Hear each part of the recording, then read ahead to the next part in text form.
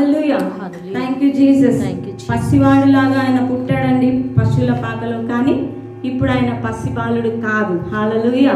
యూదా గోత్రపు సింహం లాగా తిరిగి ఆయన మరలా రాబోతున్నాడు. హల్లెలూయా. ఆయనను మనం ఎదుర్కోవడానికి మనల్ని మనము సిద్ధం చేసుకుందాం. ఆయన వాక్యం విని ఆ వాక్యం ద్వారా మనము దేవుని మెండైన దీవెనలు ఈ క్రిస్మస్ సందర్భంగా స్పెషల్ గ్రేస్, స్పెషల్ బ్లెస్సింగ్స్ మనం అందరం కూడా పొందుకుందాం. Hallelujah. Hallelujah. Thank you Jesus. Praise you Jesus. Hallelujah.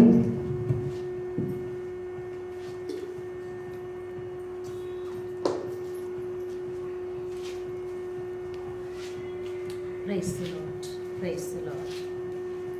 Thank you, Lord. Thank you. Hallelujah. Hallelujah. Mike.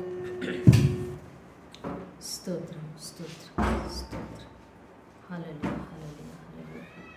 Thank you, Jesus. Thank you, Jesus. Praise you, Jesus. Worship you, Lord. Hallelujah. Hallelujah. Hallelujah. Hallelujah. దేవునికి మహిమ కలుగును గాక. ప్రియులారా, ఇంతవరకు మనల్ని ఆరాధనలో నడిపించినటువంటి ఆ దేవాది దేవునికి మహిమ చెల్లించుకుందాం. స్తోత్రం. Hallelujah. Hallelujah. Praise the Lord. Praise the Lord. Praise the Lord. Hallelujah. Hallelujah. Hallelujah. Thank you Lord Jesus. Thank you Lord Jesus. అద్భుతాలు చేసే దేవుడు, మన కోసం జన్మించినటువంటి ఆ దేవాది దేవుని మనం ఆహ్వానించుకుందాం, మన హృదయంలోనికి ఆహ్వానించుకుందాం. ప్రతి బిడ్డ జీవితంలో ప్రభు జన్మించాలని ప్రార్థన చేసుకుందాం. పిల్లరా, స్తోత్రం నాయన, స్తోత్రం. మహాగరుడ, పరిశుద్ధ, మా ప్రియ పరలోక తండ్రి, మీ పరిశుద్ధ నామమునకు మహిమ కలుగునుగాక. అవును తండ్రి, పరమాత్ముడవు నీవు, పసిబాలుడవు కాదు నాయన. మా కోసం నాయన పసిబాలుడిగా ఈ లోకంలో జన్మించావు, కానీ నీవు నిత్యుడవు తండ్రిగా, నిరంతరము శాశ్వతమైన రాజుగానైనా ఈ లోకాన్ని పరిపాలించడానికి దిగి వచ్చావు నాయన. యేసయ్యా, ఇమ్మానుయేలు దేవానికి స్తోత్రం. హల్లెలూయా. యేసు ప్రభువుగా, రక్షకుడిగా మా కోసం వచ్చావు నాయన. Thank you lord. Thank you lord. Praise you lord. Worship you lord నాయన. హల్లెలూయా. హల్లెలూయా. దేవా, ఇదిగో తండ్రి, ఈ సమయంలో ఎంతమంది అయితే నాయన ప్రభా నీ వాక్యం కోసం వేచినారు అయా, ఆన్లైన్లో చూసేవాళ్ళు, ఆఫ్లైన్లో చూడబోయే బిడ్డలందరినీ కూడా మీరు ఆశీర్వదించమని, ప్రతి ఒక్కరితో మీరు మాట్లాడమని, దీవించమని నజరేయుడైన యేసు నామములో ప్రార్థించి వేడుకుంటున్నాము తండ్రి. Amen. Amen. Amen. Praise the Lord. Praise the Lord. ప్రియులారా, మరి చాలా సంతోషం. ఈ యొక్క సాయంకాలం మనం దేవుని వాక్యాన్ని వినబోతున్నాం. ఈ దినాలలో మనం ఈ యొక్క డిసెంబర్ మాసంలో ప్రియులారా ఎంతో సంతోషకరమైనటువంటి మరి ఆనంద వర్తమానాలు, పరలోకం నుండి దేవుడే మన కోసం దిగి వచ్చాడని ఈ యొక్క క్రిస్మస్ సందేశాలను మనం వింటూ ఉన్నాము. మరి ఈరోజు యెషయా గ్రంథములో 7వ అధ్యాయంలో మరి యెషయా ప్రవక్త ద్వారా ఆహాజు రాజుకి దేవుడు తెలియజేస్తున్నాడు, నీవు దేవుణ్ణి అడుగు, ఒక సూచన అడుగు. అది పరలోకమంతా ఎత్తైనా సరే, పాతాళ లోకమంతా లోతైనా సరే, అది ఎంత గొప్పదైనా సరే నువ్వు అడుగు, దేవుడు నీకు చేస్తానంటున్నాడని ప్రవక్త ద్వారా దేవుడు ఆ యొక్క ఆహాజు రాజుతోటి మాట్లాడతాడు. అయితే ఈ యొక్క రాజు చాలా చెడ్డ రాజు. అతను దేవుని వాక్యాన్ని అనుసరించే వ్యక్తి కాదు, దేవుణ్ణి ప్రేమించే వ్యక్తి కాదు. ఒక విగ్రహారాధికురాలు అనేటువంటి యెజబెలుని ఆయన పెళ్లి చేసుకున్నాడు. విగ్రహారాధనకు మరి యాజకుడిగా ఉన్నటువంటి ఒక అతని కుమార్తె అనమాట ఈమె యెజబెల్. ఆమెను వివాహం చేసుకుంటాడు. సో ఆమె అంతా కూడా ఆ దేశాన్ని, ఇజ్రాయెల్ దేశాన్ని విగ్రహాలతో నింపేస్తుంది, చాలా భయంకరమైన కార్యాలు చేస్తుంది. సో ఆ వ్యక్తికి, ఆ రాజుకి దేవుడు మరి ఒక సందేశాన్ని ఇచ్చాడు, నువ్వు ఒక సూచన అడుగు అని. అయితే మనం దేవుని సూచనలు అడగవచ్చా? దేవుడే అడగమని చెప్పినప్పుడు మనం అడగొచ్చు. దేవుని శోధించకూడదు, కానీ దేవుణ్ణి మనం కొన్ని సూచనలు అడగవచ్చు. గిద్యోనుని దేవుడు పిలిచినప్పుడు, నీ ద్వారా నేను ఇజ్రాయెల్ ప్రజల్ని రక్షిస్తాను అని దేవుడు చెప్పినప్పుడు ఆయన అంటాడు, దేవా నాకు ఎట్లా తెలుస్తుంది అనేసి ఆయన ఒక సూచన అడుగుతాడు. ఆయన గొర్రె బొచ్చు తీసుకెళ్ళి బయట పెడతాడు ఆ పొలంలో. అది ఆ గొర్రె బొచ్చు మాత్రం తడవాలి, చుట్టూ ఉన్న పొలం తడవకూడదు అంటాడు. నెక్స్ట్ డే అలాగే జరుగుతుంది. మళ్ళీ నెక్స్ట్ డే అడుగుతాడు, అంతా తడవాలి కానీ గొర్రె బొచ్చు మాత్రం తడవకూడదు అంటాడు. సో ఆ రోజు కూడా అలాగే జరుగుతుంది. సో అట్లా దేవుని సూచన అంటే దేవుడు నన్ను ఎన్నుకున్నాడు, నా ద్వారా మరి ఆయన ఈ యొక్క ఇజ్రాయెల్ ప్రజల్ని రక్షిస్తాడు అనే ఒక నిర్ధారణ సూచనగా ఆయన తెలుసుకుంటాడు. అంటే దేవుణ్ణి అడగొచ్చు, కొన్ని సూచనలు మనం అడగొచ్చు. అయితే దేవుడే ఆయనకు ఒక సూచన ఇస్తున్నాడు. యెషయాతో ఆయన అంటాడనమాట, ఆహాజు రాజు, నేను దేవుని శోధించను అంటాడు. అంటే ఆయన పెద్ద ఏదో భక్తిపరులాగా చాలా గొప్ప దేవుణ్ణి ఎంతో ప్రేమించే వ్యక్తి అన్నట్టుగా ఆయన ప్రవర్తించాడు. కానీ నిజానికి ఆయన దేవునికి అవిధేయత చూపించాడు. అయితే దేవుడే చెప్తాడనమాట, ఎంతకాలం మీరు నా మాట వినకుండా ఉంటారు? మనుషుల్ని శోధించడం, మనుషుల్ని విసిగించడం మాత్రమే కాదు, దేవుణ్ణి కూడా మీరు విసిగిస్తారా అని మరి యెషయా ప్రవక్త మాట్లాడి, నువ్వు అడిగినా అడగకపోయినా దేవుడు ఒక సూచన ఇస్తున్నాడు. ఏంటి ఆ సూచన అంటే, కన్యక గర్భము ధరించి ఒక కుమారుని కనను, వారు ఆయనకు ఇమ్మానుయేలు అనే పేరు పెడతారు. హల్లెలూయా. పాత నిబంధనలో ప్రియులారా మనకి యేసు అనే పేరు కనపడదు. ఇమ్మానుయేలు అనే పేరుతోటి ప్రాఫెసీ ఉందన్నమాట. కన్యక గర్భము ధరించును, అతనికి మీరు ఇమ్మానుయేలు అనే పేరు పెడతారు. ఇమ్మానుయేలు అనగా దేవుడు మనకు తోడుగా ఉన్నాడు. అంటే దేవుడు పరలోకం నుండి మన దగ్గరికి వస్తున్నాడు కాబట్టి దేవుడు మనతో ఉన్నాడు, దేవుడు మనకు తోడుగా ఉన్నాడు అనే మీనింగ్ ఇమ్మానుయేలు. సో కన్యక గర్భం ధరిస్తుంది. ఎవరి కన్యక? మనం ఇప్పుడు కొత్త నిబంధనలోకి వచ్చినట్లయితే లూకాసు వార్త 1వ అధ్యాయంలో 27వ వచనంలో మనం చూస్తున్నాం పిల్లరా, దావీదు వంశస్థుడైన యోసేపును ఒక పురుషునికి ప్రధానము చేయబడిన కన్యక యుద్ధకు దేవుని చేత పంపబడెను. ఆ కన్యక పేరు మరియా. సో దేవుడు మరి గాబ్రియల్ అనే దూతను 6వ నెలలో 26వ వచనంలో చూస్తే 6వ నెలలో గాబ్రియేలును దేవదూత గలిలయలోని నజరేతు అను ఊరిలో దావీదు వంశస్థుడైన యోసేపు. అయితే ఇప్పుడు యేసుప్రభు ఎవరి వంశంలో జన్మించాలి? దావీదు వంశంలో జన్మించాలి. ఎందుకంటే ఆయన దావీదు గోత్రీకుడుగా, దావీదు వంశము రాజుల వంశం. దావీదు యూదా గోత్రాన్ని దేవుడు మరి రాజులుగా ఆయన ఎన్నుకున్నాడు. కాబట్టి దేవుడు ఇక్కడ మరి దావీదు వంశంలో నుంచే, యూదా గోత్రంలో నుంచే యోసేపును సెలెక్ట్ చేసుకున్నాడు. యోసేపును ఒక పురుషునికి ప్రధానము చేయబడింది. ఈ యొక్క మరి అనే అమ్మాయి ప్రధానం మాత్రమే, అంటే ఎంగేజ్మెంట్ మాత్రమే జరిగిందనమాట. దేవుని చేత పంపబడిను. సో ఆ కన్యక పేరు మరియా. ఎవరా కన్యక? మరియా. ఈ మరియనే ఆ యెషయా గ్రంథములో యెషయా ప్రవక్త ద్వారా దేవుడు ప్రవచించినటువంటి కన్యక గర్భము ధరించి కుమారుని కనును. మరి ఆది కాండంలో 3వ అధ్యాయంలో దేవుడు చెప్పినటువంటి ప్రవచనము దేవుడే పలికాడు. ఆయన చెప్పాడు ఏమని? స్త్రీ సంతానము నీ తలను చితక తొక్కును. ఆ స్త్రీయే ఈ కన్యక. హల్లెలూయా. స్త్రీ, అక్కడ స్త్రీ అని రాసి ఉంది కదా, అంటే స్త్రీ అంటే ఒక దంపతులకి కాదు, ఒక స్త్రీకి, ఒక అమ్మాయికి పుట్టిన వ్యక్తి అని ఇక్కడ స్పష్టంగా ఉంది. ఆ అమ్మాయి పెళ్లి కాని అమ్మాయి, కన్యక అని చెప్పేసి యెషయా గ్రంథంలో ఇంకా క్లారిటీగా ఇచ్చారనమాట. సో అప్పుడు ఆ దూత లోపలికి వచ్చి ఆమెను చూచి, ఎవరు? గాబ్రియేలు దేవదూత లోపలికి వచ్చారంటే మరి ఎక్కడుంది? లోపల ఉంది, ఇంటి లోపల ఉంది. సో మరియా మేబీ ఆమె ప్రార్థన చేస్తూ ఉండొచ్చు. ఆమెను చూచి, దయా ప్రాప్తురాల నీకు శుభము, ప్రభువు నీకు తోడై ఉన్నాడని చెప్పాను.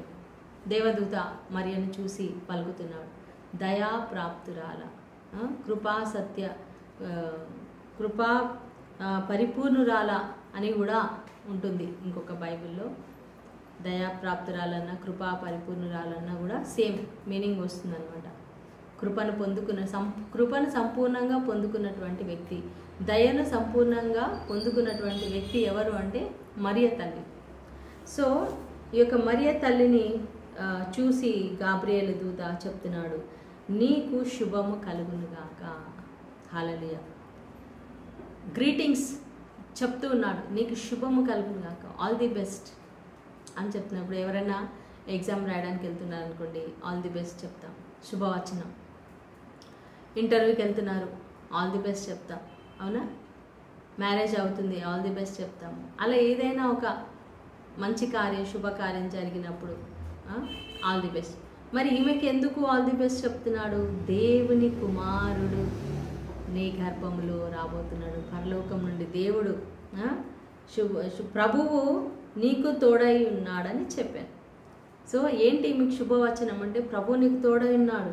సో ఆమె ఆ మాటకు బహుగా తొందరపడి ఈ శుభవచనం ఏమిటో అని ఆలోచించుకొనుచుండగా, ఏంటి ఈ శుభవచనం అని ఆమె చాలా కంగారు అయిపోయింది, తొందరపడి ఆలోచిస్తూ ఉందన్నమాట. ఆలోచిస్తున్నప్పుడు దూత, మరియా భయపడకుము, దేవుని వలన నీవు కృప పొందితివి.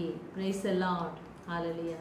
నిజంగా అండి, మనము ఈ లోకంలో జీవిస్తున్నాం, మనకు కావాల్సింది దేవుని కృప, ఆయన దయ మనకు కావాలి, ఆయన కరుణ మనకు కావాలి, ఆయన మర్సీ మనకు కావాలి. మరి మనం ఆయన దయను పొందాలి అంటే మనం ఇప్పుడు ఎవరి ద్వారా పొందుతున్నాం? కేవలం యేసు ప్రభు ద్వారా మాత్రమే దేవుని దయను మనం పొందగలం ప్రియులారా. మరి ఈ యొక్క మరియా దేవుని యొక్క దయను పొందుకుంది, ఎందుకంటే దేవుడు ఆమెను ఎన్నుకున్నాడు. చూడండి, మరి దేవుడు ఒక వ్యక్తిని ఎన్నుకున్నాడంటే మనం ఆది కాండ నుంచి చూసుకుంటే నోవాని ఎన్నుకున్నాడు, హనోకుతో ఆయన నడిచాడు. మరి వీళ్ళందరూ చాలా మంచి వాళ్ళు, భక్తిపరులు, నీతిమంతులు, దేవుని యందు విశ్వాసం ఉంచిన వాళ్ళు. నోవా ద్వారా దేవుడు జలప్రళయంలో నుంచి నోవా కుటుంబాన్ని ఆయన కాపాడాడు. మరి హనోకుతో దేవుడు నడిచాడు, ఆయనను పరలోకానికి తీసుకొని వెళ్ళాడు, అవునా? మరి ఆ తర్వాత అబ్రహాముని పిలిచాడు. ఎందుకు? అబ్రహాములో దేవుడు ఆ నీతి నిజాయితీని చూశాడు, ఆ మంచితనాన్ని చూశాడు, ఒక దేవుని భయాన్ని చూశాడు. ఇస్సాకు, యాకోబు, అలాగే యోసేపు, 12 మందిలో యోసేపు ప్రత్యేకంగా ఉన్నాడు. అలాగే తర్వాత నెక్స్ట్ చూస్తే మోషే, తర్వాత యెహోషువ, కాలేబు, అలా మనం చాలా మందిని ఒక్కొక్కరిని ఆయన ఎన్నుకుంటూ వస్తున్నాడు. ఆయన ఎవరినైతే ఎన్నుకున్నాడో వాళ్ళు ఎలాంటి వాళ్ళు? చాలా దేవుడు అంటే భయము, దేవుడు అంటే భక్తి, ప్రేమ కలిగిన వాళ్ళు. మరి ఇదే వరుస క్రమంలో మనం చూస్తే యోసేపు కూడా నీతిమంతుడు కాబట్టి ఆయన యోసేపుని ఎన్నుకున్నాడు. మరి ఆమెకు ప్రదానం చేయబడిన కన్యక మరియ ఎలాంటిదై ఉండొచ్చు? ఆమె కూడా చాలా ప్రార్థనాపరురాలై ఉండొచ్చు, దేవుడు అంటే భయభక్తులు కలిగి ఉండొచ్చు, దేవుని ఆజ్ఞలు పాటించిన వ్యక్తిగా ఉండొచ్చు. ఖచ్చితంగా ఆమె దేవుణ్ణి ప్రేమించే ఒక వ్యక్తి, దేవునితో సహవాసం చేసే వ్యక్తి. లేకపోతే ఆమె గర్భంలో దేవుడు పుట్టడం అనేది అంత ఈజీ అనుకుంటున్నారా? ఈరోజు ఒక గాబ్రియేలు దూత ఒక అమ్మాయి దగ్గరకు వచ్చారంటే, ఈరోజు మనందరిలో ఎంతమంది గాబ్రియేలు దూతను చూసి ఉండొచ్చు? గొప్ప గొప్ప సేవకులు కూడా చూసి ఉండకపోవచ్చు కదండి. నేనైతే చూడలేదు, మరి డైరెక్ట్గా గాబ్రియేలు దూతను అయితే నేను చూడలేదు. కొంతమంది దేవ సేవకులు చూశారు, చూడరని నేను చెప్పను, కానీ చాలా తక్కువ మంది, రేర్గా చూస్తారు. అలాంటిది ఈ యొక్క మరియ దగ్గరికి గాబ్రియేలు దూత వచ్చి, మరియా నువ్వు భయపడకు, నువ్వు దేవుని చేత కృప పొందిన దానవు, దేవుని యొక్క దయను నువ్వు సంపూర్ణంగా పొందుకున్నావు అని చెప్తున్నాడు. నీవు దేవుని కృపను పొందుకున్నావు, ఇదిగో నీవు గర్భము ధరించి కుమారుని కానీ ఆయనకు యేసు అను పేరు పెట్టుదు. హల్లెలూయా. యేసు అనగా యేసు అన్న ఇమానియేల్ అన్న సేమ్ మీనింగ్ వస్తుంది. యేసు అంటే రక్షకుడు, ఇమానియేల్ దేవుడు మనకు తోడుగా ఉన్నాడు. సో పాత నిబంధనలో ఇమానియేల్ అనే పేరు పెడతారు అని ఉంది, ఇక్కడ యేసు అనే పేరు పెడతావు అని దేవదూత మరి చెప్తున్నాడు, నీవు గర్భము ధరిస్తావు, కుమారుని కంటావు. ఆ కుమారుడు ఎవరో కాదు, దేవుని కుమారుడు. నువ్వు ఆయనకి యేసు అనే పేరు పెడతావు. ఆయన గొప్పవాడై సర్వోన్నతుని కుమారుడ అనబడును. ప్రభు అయిన దేవుడు ఆయన తండ్రి అయిన దావీదు సింహాసనమును ఆయనకిచ్చును. హల్లెలూయా. దావీదు యొక్క సింహాసనాన్ని ఆయనకి ఇస్తాడు. అయితే మరి యేసు ప్రభు పుట్టిన తర్వాత ఎందుకు ఇశ్రాయేలు ప్రజలు నమ్మలేదంటే, దావీదు వంశంలో మరి మెస్సయ్య పుడతాడు, కానీ ఆయన దావీదు వంశంలో ఒక రాజుగా వస్తాడు, ఆయన దావీదు సింహాసనాన్ని అధిష్ఠిస్తాడు, ఇజ్రాయేల్ ప్రజలను పరిపాలిస్తాడు అని వాళ్ళు అనుకున్నారు. కరెక్టే, దేవుడు చెప్పిన ప్రవచనం కూడా అలాగే ఉంది. ఇక్కడ మనం చూస్తున్నాము, ప్రభువు అయిన దేవుడు ఆయన తండ్రి అయిన దావీదు సింహాసనమును ఆయనకి ఇచ్చును. అంటే ఈ వంశంలో ఆయన పుడుతున్నాడు కాబట్టి వాళ్ళ తండ్రి తాతలు దావీదు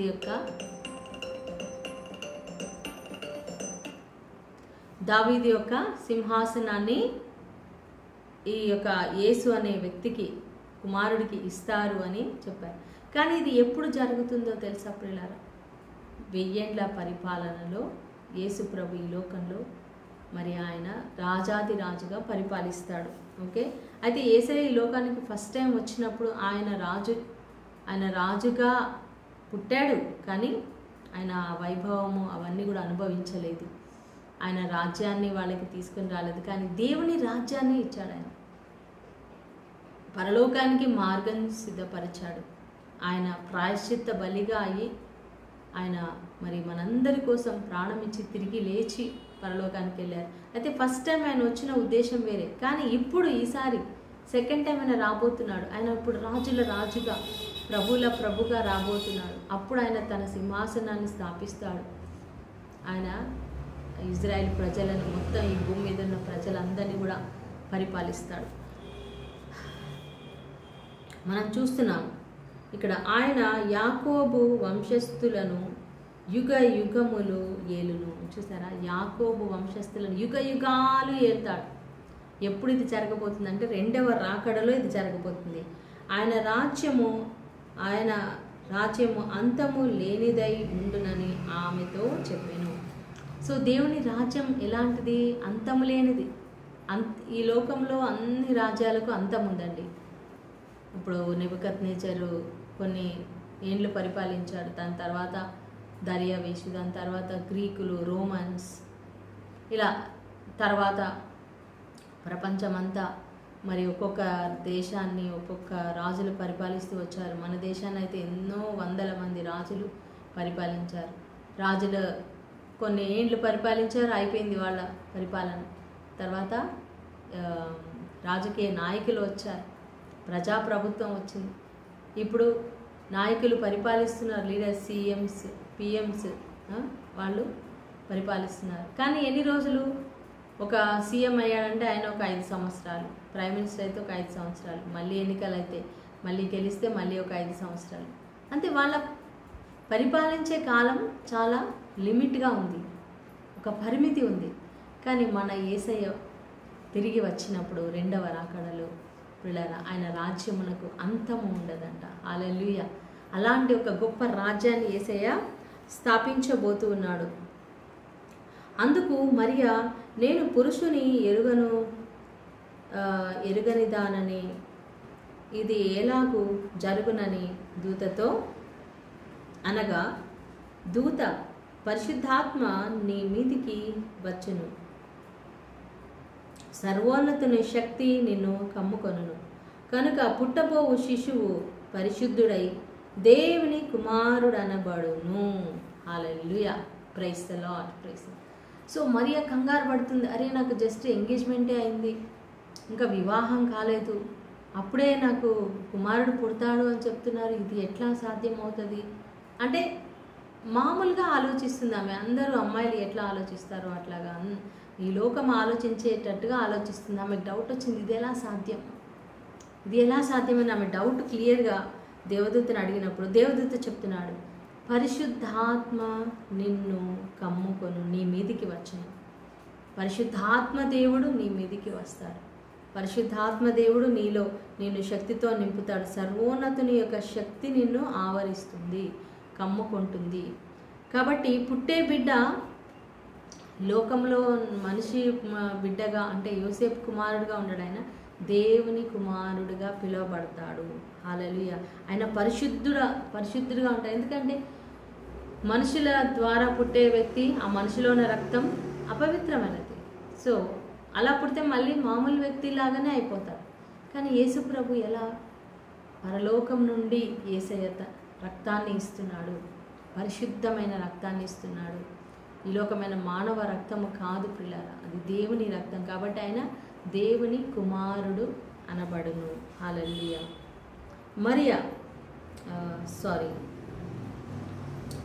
దూత చెప్తున్నాడు అనమాట, మరియు నీ బంధువురాలు ఎలిజబెత్ కూడా తన వృద్ధాప్యమందు ఒక కుమారుని గర్భము ధరించి ఉన్నది.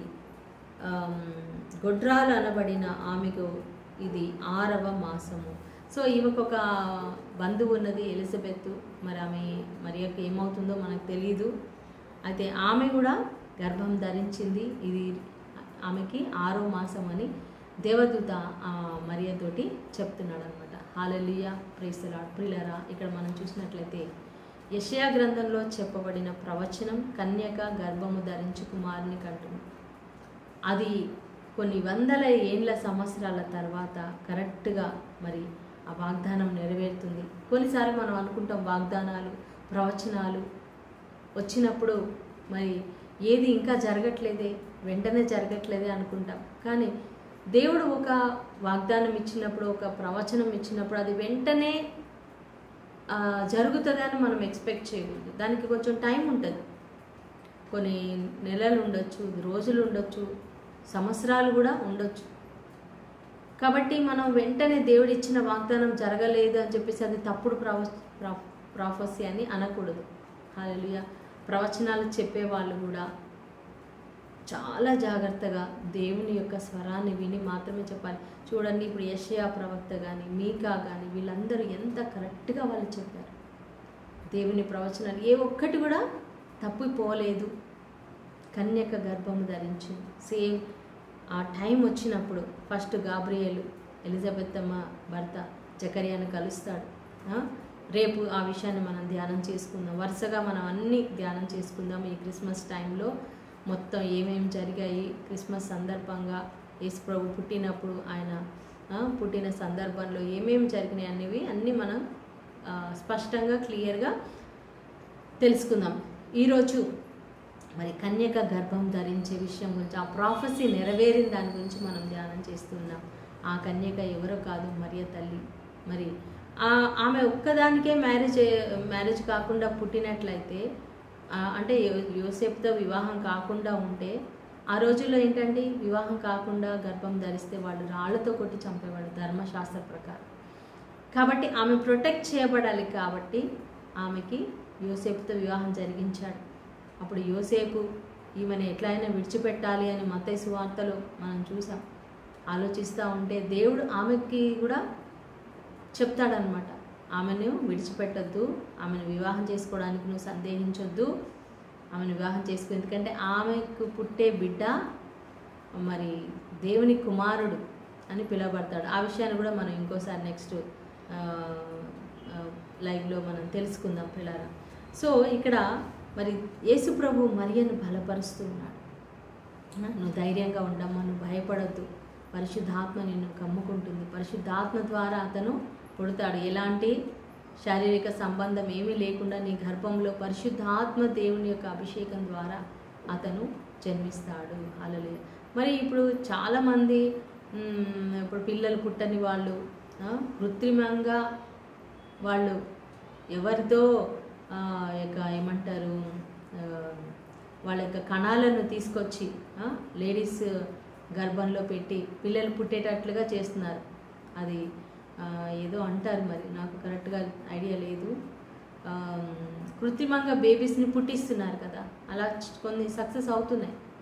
చాలామంది కూడా అలాగా మరి ఈ లోకంలో డాక్టర్లకే అది సాధ్యమైనప్పుడు పరలోకంలో దేవుడు తన కుమారుడు ఈ లోకంలో పుట్టడానికి ఆయనను ఒక కణముగా ఆయన బాడీలో, ఆమె బాడీలో పెట్టలేడా? పెట్టగలడు. పరిశుద్ధాత్మ ద్వారా అది సాధ్యమైందనమాట. అందుకే ఆయన పరిశుద్ధుడు, పరిశుద్ధంగా ఆయన జన్మించాడు కాబట్టి ఆయన పరిశుద్ధుడిగా మరి పిలువబడతాడు. దేవుని కుమారుడుగా ఆయన పిలువబడతాడు. దేవుడు చెప్పిన ఏ మాట అయినను నిరర్థకము కానేరదని ఆమెతో చెప్పాను. దేవుడితో పలుకుతున్నాడు, దేవుడు చెప్పిన ఏ మాట కూడా నిరర్థకం కానేరదు. సో ఆ యెషయా ప్రవక్త ద్వారా చెప్పినటువంటి ప్రవచనము ఇప్పుడు కన్య మరియమ్మ జీవితంలో నెరవేరుతూ ఉంది. ఆమె ద్వారా నెరవేరింది. యేసుప్రభు కన్య మరియకు జన్మించి ఈ లోకంలో ఆయన రక్షకుడిగా అవతరించాడు. హల్లెలూయా.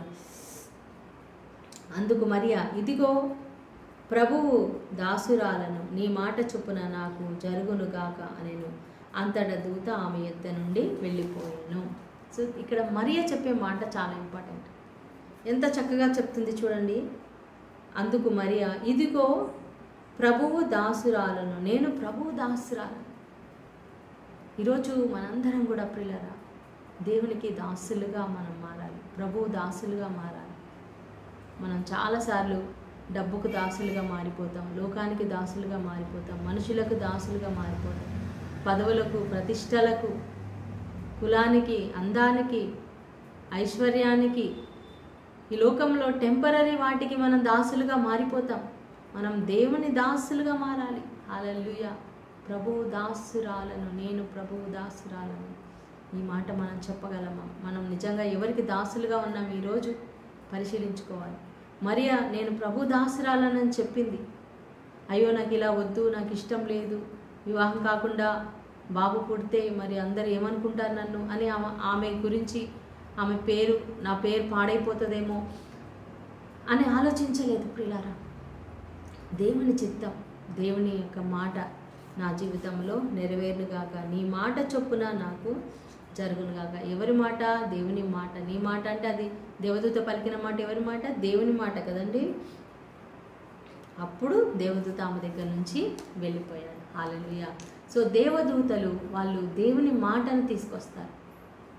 వాళ్ళు దేవుని మాట తీసుకొచ్చి మనకు చెప్తారు. హల్లెలూయా. కొన్నిసార్లు మనకు దేవుని సందేశం దేవుని సేవకుల ద్వారా రావచ్చు, మన స్నేహితుల ద్వారా రావచ్చు, కొన్నిసార్లు మనం వినే సందేశం మెసేజెస్ ద్వారా, వాక్యం ద్వారా దేవుడి సందేశం మనకి ఇవ్వచ్చు. మనం చదువుకునే వాక్యం ద్వారా, కళల ద్వారా, దర్శనాల ద్వారా దేవుని సందేశం వస్తుంది. ఎప్పుడూ ఒకేలాగా రాదు, కానీ ఇది చాలా మేజర్. యేసు ప్రభువే ఈ లోకానికి వస్తున్నాడు కాబట్టి రాజాది రాజు పుట్టబోయే ముందు ఒక రాయబారి పరలోకం నుండి రావాలి. సో అందుకే ఆయన కంటే ముందు యోహాను పుట్టాడు. మరి ఆ సందేశాన్ని తెలియజేయడానికి గాబ్రియేల్ అనే దూతని పంపించాడు దేవుడు. హల్లెలూయా. ఇప్పుడు ఏదైనా చిన్న మెసేజ్ మనం ఎవరినైనా ఆహ్వానించాలనుకోండి, ఇంటికి ఆహ్వానించాలి సపోజ్, అప్పుడు మనము ఫంక్షన్కి పిలవాలి, పెద్దవాళ్ళని పిలవాలి, పుట్టిగా మెసేజ్ పెడతామా? పెట్టాం. వాళ్ళకి ఫోన్ చేస్తాం. ఇంకా చాలా ఇంపార్టెంట్ వాళ్ళు, చాలా పెద్ద ఫంక్షన్ అనుకోండి, ఇంటికి వెళ్ళి వాళ్ళతో మాట్లాడి కూర్చొని కార్డు ఇచ్చి మర్యాదగా పిలుస్తాము రండి అని. అది రెస్పెక్ట్. పుట్టిగా ఒకసారి మా తెలిసిన వాళ్ళు ఏదో ఫంక్షన్ చేసుకున్నారు, ఫోన్లో ఏదో మెసేజ్ పెట్టారు, అందరికి పెట్టినట్టు స్పెషల్గా ఫోన్ చేసి ఇన్వైట్ చేయలేదు. అప్పుడు మనం వెళ్తామా? అరే ఏదో కామన్గా పెట్టారు, వాళ్ళు మనకి స్పెషల్గా పెట్టలేదు కాబట్టి వెళ్ళలేదు. అలా ఉంటుంది. సో యేసుప్రభు ఈ లోకానికి వస్తున్నాడు కాబట్టి ఆ సందేశం చాలా ఇంపార్టెంట్ అయినది కాబట్టి దేవుడు గాబ్రియేలు దూతని పంపించాడు. ఎందుకంటే యేసుప్రభు సర్వలోకాన్ని సృష్టించిన దేవుడు, సృష్టికర్త పుట్టబోతున్నాడు కాబట్టి ఆ పుట్టబోయే విషయం గాబ్రియేలు దేవదూత ద్వారా మరియకు తెలియాలి, దేవుడు యోసేపుకు తెలియచేయాలి. వాళ్ళిద్దరు చాలా ముఖ్యమైన వ్యక్తులు కాబట్టి దేవుడు మన జీవితంలో కూడా మనకి ఏదైనా ముఖ్యమైన సందేశం చెప్పాలంటే కూడా ఎవరైనా ముఖ్యమైన వ్యక్తుల ద్వారా మనతో మాట్లాడతారు, కళలో మాట్లాడతారు, యోసేపు గారితో మాట్లాడినట్టు. కాబట్టి ప్రవచనం, దేవుడు చెప్పే ప్రవచనం, వాగ్దానం అది ఆలస్యమైనా సరే జరుగుతుంది. నీ జీవితంలో కూడా జరుగుతుంది. అదే క్రిస్మస్. మరి క్రిస్మస్ అనగా దేవుడు మన కోసం ఉండడానికి పరలోకం నుండి ఈ లోకానికి వచ్చాడు. అదేనండి. కాబట్టి ఈరోజు మనం దేని గురించి కూడా భయపడొద్దు, బాధపడద్దు. యేసే మనతో ఉన్నాడు. దేవుడు మనకు తోడుగా ఉన్నాడు. ఇమ్మానుయేలు దేవుడు ఇప్పుడు ఈ క్షణంలో నీకు తోడుగా ఉన్నాడు. సో ఇంతవరకు ఎవరైనా యేసు ప్రభుని నిజమైన దేవుడిగా రక్షకునిగా అంగీకరించినట్లయితే, క్రిస్మస్ అంటే ఇది ఎవరికో క్రైస్తవులకు మాత్రమే అనుకున్నట్లయితే ఈరోజు అంగీకరించు. యేసు ప్రభు నాకు కూడా దేవుడు, ఆయన నా కోసం కూడా జన్మించాడని నువ్వు నమ్మినట్లయితే ఇప్పుడే యేసు ప్రభుని నీ హృదయంలోనికి ఆహ్వానించు. ఆయన నీ హృదయంలోనికి వస్తారు, నీలో జన్మిస్తారు. ఆయన ఎల్లప్పుడూ నీతోనే ఉంటారు. ఆమేన్. దేవుడి వాక్యం దీవించును గాక. ప్రార్థన చేసుకుందాం. పరిశుద్ధుడైన దేవా, నీకు వేలాది వందనాలు, స్తుతులు, స్తోత్రాలు నాయనా. హల్లెలూయా ప్రభువా. ఇదిగో తండ్రి, ఈ రాత్రి కాలంలో నీ వాక్యాన్ని వినే కృపను మాకు ఇచ్చినందుకు స్తోత్రాలు నాయనా ప్రభువా. అయ్యా అవును తండ్రి నాయనా, గాబ్రియేలు దూతను మరియ దగ్గరికి పంపించావు నాయన. కన్య మరియమ్మ కన్యక గర్భము ధరించును అను ప్రభా. ఆ ప్రాఫెసీ నాయన నువ్వు నెరవేర్చావు నాయన తండ్రి. ఆ కన్యకను మరియన్గా నువ్వు ఎన్నుకున్నావయ్యా, నీకు స్తోత్రం తండ్రి. ఆమె కూడా తండ్రి మరి నేను ప్రభు దాసురాలను అని చెప్పారు నాయన తను. హల్లెలూయా. అయ్యా ప్రభు మాట చొప్పున జరుగును గాక అన్నారు ప్రభు. మేము కూడా తండ్రి నీ మాట చొప్పున మా జీవితంలో జరుగును గాక. మేము కూడా నీ దాసులముగా ఉండాలనుకుంటున్నాం తండ్రి. నీ దాసురాండ్రుగా మేము ఉండాలనుకుంటున్నాం నాయన. మా పట్ల మీ చిత్తమే నెరవేర్చమని ఈరోజు ఈ వాక్యం విన్న ప్రతి బిడ్డను మీరు దీవించండి. అయా వారిని ముట్టండి, స్వస్థపరచండి, విడుదల చేయండి, రక్షణ దయచేయండి నాయన. వారి జీవితాలు అద్భుతాలు జరిగించండి నాయన. అనారోగ్యంతో ఉన్న వారిని ముట్టండి, స్వస్థపరచండి నాయన. హల్లెలూయా, హల్లెలూయా, హల్లెలూయా. యేసయ్య నీ రక్తముతో ముద్రించండి నాయన. ప్రతి ఒక్క అయా జాబ్ లేని బిడ్డలకు జాబ్ దయచేయండి, సంతానం లేని వారికి సంతానం దయచేయండి. అయా తండ్రి, విరిగి నలిగిన హృదయంతో ఉన్న వాళ్ళని ఓదార్చండి, బలపరచండి నాయన. రక్షించమని ప్రభు ప్రార్థిస్తున్నాను. కుటుంబాల శాంతి సమాధానం దయచేయమని. యేసయ్య ఈ క్రిస్మస్ పండుగ ఒక సంతోషకరమైన పండుగగా ప్రతి ఒక్కరిలో మీరు దయచేయమని నేను. ప్రతి కుటుంబంలో నైనా రక్షణ దయచేయండి. హల్లెలూయా, హల్లెలూయా. అన్ని జనులకు రక్షణ దయచేయండి నాయన. ఎక్కడెక్కడ క్రిస్మస్ వేడుకలు జరుగుతున్నాయో అన్ని చోట్ల నీ కాపుదల సంరక్షణ ఉంచి ఆ వేడుకల ద్వారా మీరు మహిమను పొందుకోమని. అయా అనేక మంది అన్ని జనులు నేను తెలుసుకునే భాగ్యం దయచేయమని నజరేయుడైన యేసు నామములో ప్రార్థించి పెట్టుకుంటున్నాం తండ్రి. ఆమేన్, ఆమేన్, ఆమేన్. దేవుడు మీ అందరిని దీవించును గాక. God bless you. Shalom. Good night.